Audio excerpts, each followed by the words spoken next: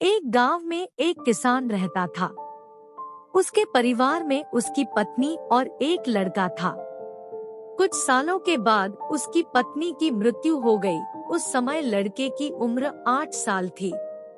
किसान ने अपने पुत्र की देखभाल करने के इरादे से दूसरी शादी की सोची और उस किसान ने दूसरी शादी कर ली।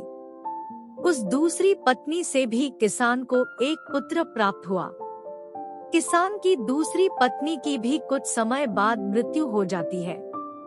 किसान का बड़ा बेटा जो उसे पहली पत्नी से प्राप्त हुआ था, अब वह शादी के योग्य हो गया था। तब किसान ने बड़े बेटे की शादी कर दी। बेटे की शादी करने के कुछ समय बाद किसान की भी मृत्यु हो जाती है। किसान का छोटा बेटा जो दूसरी पत्नी से प्राप्त हुआ था और पहली पत्नी से प्राप्त बड़ा बेटा दोनों साथ साथ रहते थे। कुछ समय बाद किसान के छोटे लड़के की तबीयत खराब रहने लगी।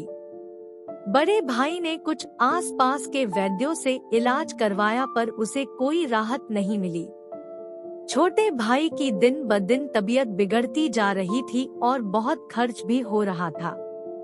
एक दिन बड़े भाई ने अपनी पत्नी से सलाह की कि यदि ये छोटा भाई मर जाए तो हमें इसके इलाज के लिए पैसा खर्च ना करना पड़ेगा और जायदाद में आधा हिस्सा भी नहीं देना पड़ेगा। तब उसकी पत्नी ने कहा कि क्यों न किसी वैद्य से बात करके इसे जहर दे दिया जाए।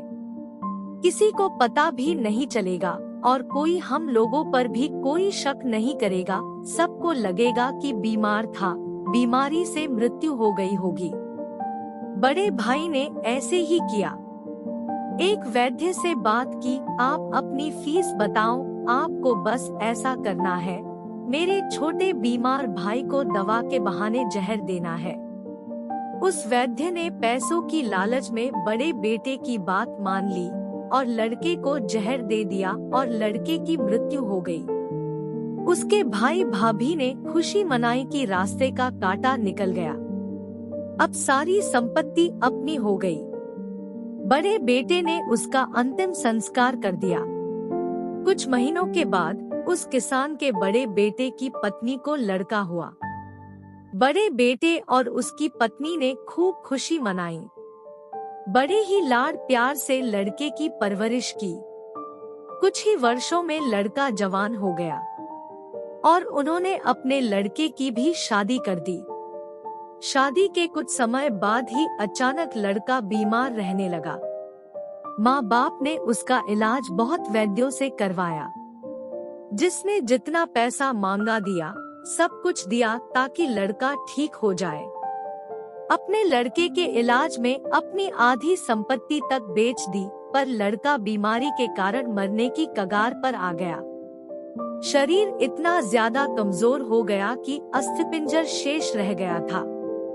एक दिन लड़के को चारपाई पर लेटा रखा था और उसका पिता पास में बैठा अपने पुत्र की ये दयनीय हालत देखकर निराश होकर उसकी ओर देख रहा था। तभी लड़का अपने पिता से बोला, भाई, अपना सब हिसाब हो गया, बस अब कफन और लकड़ी का हिसाब बाकी है, उसकी तैयारी कर लो।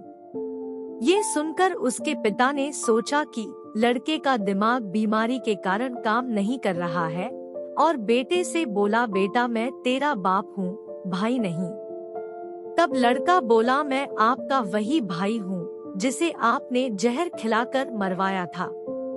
जिस संपत्ति के लिए आपने मरवाया था मुझे, अब वो मेरे इलाज के लिए आधी बिक चुकी है, आपकी शेष बची है, हमारा हिसाब हो गया। तब उसका पिता फूट फूट कर रोते हुए बोला, मेरा तो कुल नाश हो गया, जो मैंने किया मेरे आगे आ गया, पर इसमें तेरी पत्नी का क्या दोष है जो इस बेचारी को भी तेरे साथ जिंदा जलाया जाएगा। उस समय सती प्रथा थी जिसमें पति के मरने के बाद पत्नी को भी पति की चिता के साथ जला दिया जाता था। तब वो लड़का बोला कि वो वैद्य कहाँ है जिसने मुझे जहर खिलाया था। तब उसके पिता ने कहा, तुम्हारी मृत्यु के 3 साल बाद वो मर गया था। तब लड़के ने कहा, ये वही दुष्ट वैद्य है जो आज मेरी पत्नी रूप में है, मेरे मरने पर इसे भी जिंदा जलाया जाएगा। तब वह पिता सब समझ गया कि हम सभी को हमारे कर्मों की सजा मिल रही है। हमारा जीवन जो उतार चढ़ाव से भरा है, इसके पीछे हमारे अपने ही कर्म होते हैं। हम जैसा बोएंगे वैसा ही काटना पड़ेगा। कर्म करो तो फल मिलता है, आज नहीं तो कल मिलता है। जितना अधिक गहरा हो कुआं, उतना मीठा जल मिलता है। जीवन के हर कठिन प्रश्न का जीवन से ही हल मिलता है। अगर आपको हमारी कहानी अच्छी लगी तो चैनल को सब्सक्राइब करके और वीडियो को लाइक करके आपका स्नेह प्यार जरूर बताएं। मिलते हैं अगली वीडियो में, तब तक के लिए राधे राधे।